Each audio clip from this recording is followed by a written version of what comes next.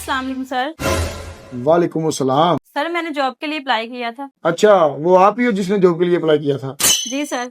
नौकरी तो मैं तुम्हें एक ही शर्त पे दे सकता हूँ। सर कैसी शर्ट? ये पेन है, इसे 500 में बेच के दिखाओ। अगर तुमने इसको 500 में बेच दिया तो तुम्हारी नौकरी पक्की। ओके सर, लाएं। रुको जरा, सबर करो।